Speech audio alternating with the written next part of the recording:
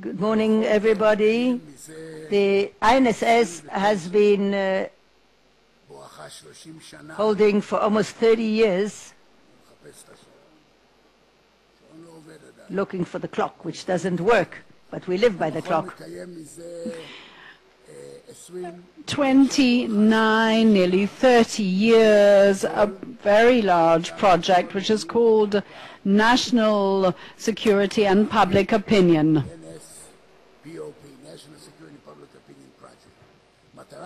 The objective of this project is to follow very closely the trends, changes and developments in the Israeli public opinion, in fact the Jewish public opinion in the State of Israel, with anything that is involved in those spheres and domains of national security. We deal in our institute, as was said, strategy and various issues of the threats from around us, the opportunities.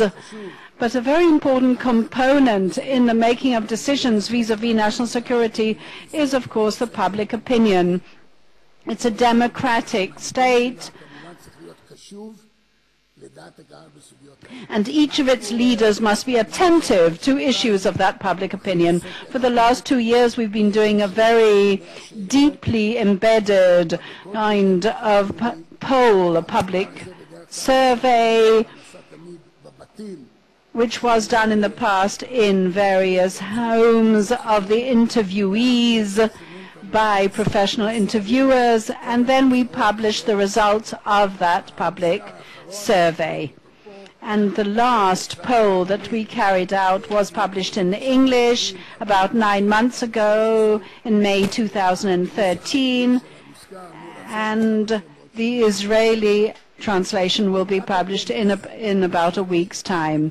Before this annual conference, and in the light of the importance of the Palestinian issue, and in the light of the intensive negotiations that are being run under the Secretary of State John Kerry's patronage, there is a very sort of limited survey vis-à-vis the topic of this first session, which is the possibility of a resolution of this conflict and dispute. And that is what I would like to present. I'm going to present the results, and we published it in 2 weeks ago. First of all, methodologies for the sake of due diligence. I'm not going through all that because then time will run out before I get to the topic itself.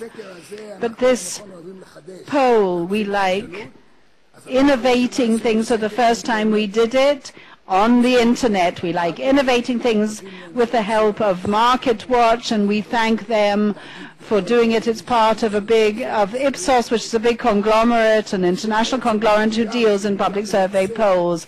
And this is a poll which represents the Jewish population in Israel, which was taken out of those people who subscribe to the internet. I'm not going to talk about the advantages and the disadvantages, but when we compare the results, one has to take into account that we're not only comparing results to the last gathering of information about 18 months ago, but also we use different systems and methods. And one of the most important characteristics that we've seen over a long period of time in the public opinion in Israel is the relative stability in the public opinion. Of course, there are fluctuations vis-à-vis terror, various other leaders that can also generate change, but all in all, grosso modo, you'll be able to see it here with the various methods that were used and with the various samples that were used, and you can see a pretty close to stable results over the years of the public opinion. I would like to thank my partner, Dr. Olena Bagnol-Modavsky, who's been working with me for many a year and has been involved in this project, and most of the work was done by her. So out of the bigger research, we had over 20 questions that deal in the Palestinian-Israeli conflict. We chose 11 questions that we believe to have been the most important, and we wanted to see the contemporary, the situation of up to date. So the first question was, can we reach a peace agreement with the Palestinians? You can see that in 2014 the red is the result.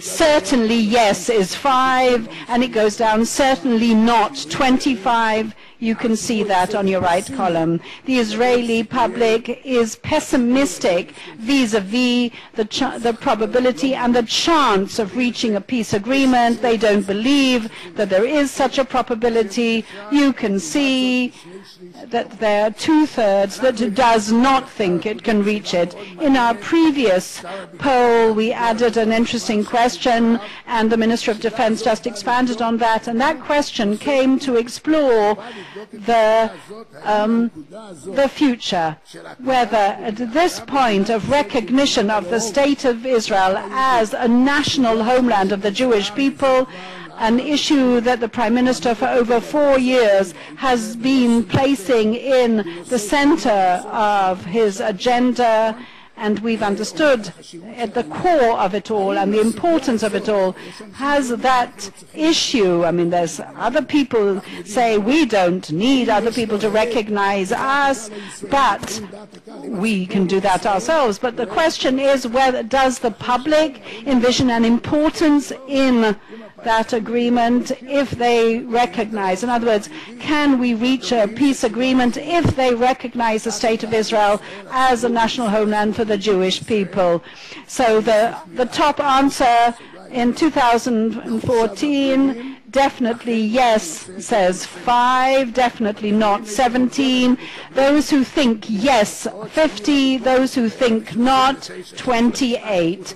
So again, you can see the percentage. In the year 2012, it was 45% and 55%. In other words, the public envision that as the litmus test for the existence and the justification of the existence of the State of Israel and the reliability of an agreement that could be reached and an end to the dispute.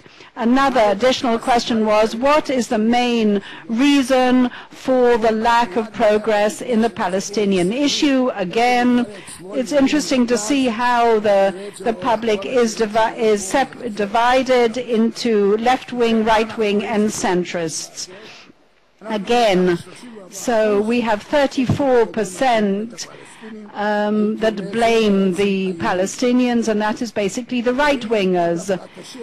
In other words, they say that it's because it is the resistance or the refusal on the Palestinian side. That is what the 34% is, and then a lack of readiness on the behalf of the government of Israel. That is 9%, and the gap between the sides is too big. 50% said, and the rift between the Hamas and the Fatah, the PLO, was 7%.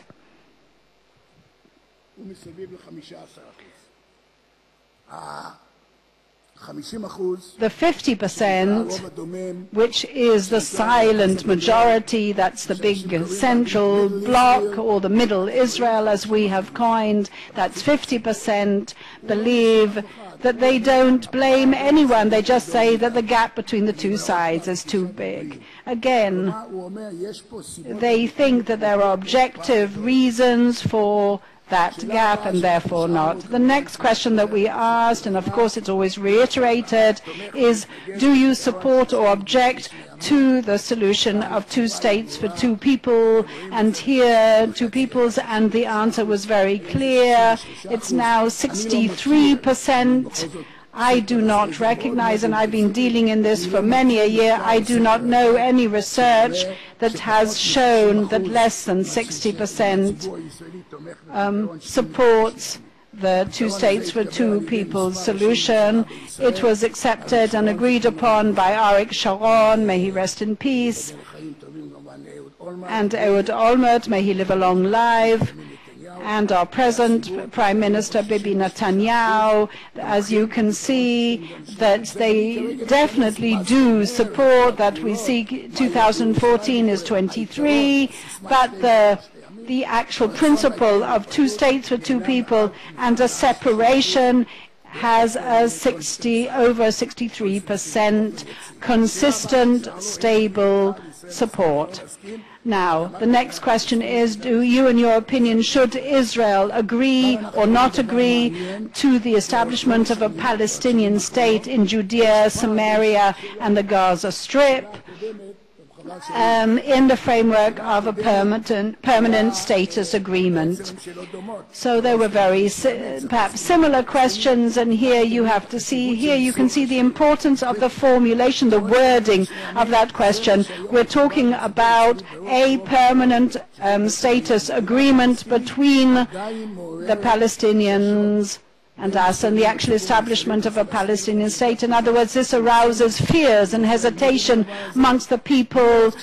So since 1987, 21% supported a Palestinian state. From 2000 and above, it's about 50% or more. You can see that, but there's always about a 10% gap between those who want a Palestinian state or 2 states for 2 peoples. It's not actually a contradiction, but it just shows the complexities of the Israeli public opinion. One should agree, it says here, in 2014-16. The next question is very interesting because it is connected to all sorts of other issues that we brought up. Should, in your opinion, Israel agree or not agree to the establishment of a Palestinian state in Judea, Samaria, and the Gaza Strip, not in the framework of a permanent status agreement, but rather in an interim long-term agreement? In other words, should it be permanent or should it be long-term? Now you can already see a third less. In other words, that sort of fear that is haunting the hearts of the Israelis, it will actually have a majority, perhaps the permanent status agreement, but as an interim agreement it may be very extremely problematic. And again, we're going to talk about the right-wingers and the left-wingers. What about the actual disengagement of Jewish settlements in Judea, Samaria, in the framework of a permanent status agreement? So they say on no account to evacuate, that's 34%. That's not a significant difference. That's the right-wingers, because they say on no account to do it. Those who say that they're willing to evacuate, disengage, that's the left-wingers, all of them, except but only the smaller ones, that's a small one, but those who are willing to evacuate, all of them, which is the 54%, that's the middle Israel, who say especially the small ones. In other words, the settlement blocks, no, but you should evacuate the smaller ones, the small settlement blocks that are not part of the big settlements. That's 54% of the Israelis. Middle Israel says if you should evacuate and you should dismantle those that are the smaller ones, not the bigger ones. And now, what is preferable according to your eyes, if we're talking about a unilateral separation or not? In other words, a permanent agreement with an Israeli big concession for territories, including the Arab neighborhoods in Jerusalem. And again, we're talking about people who are willing to go.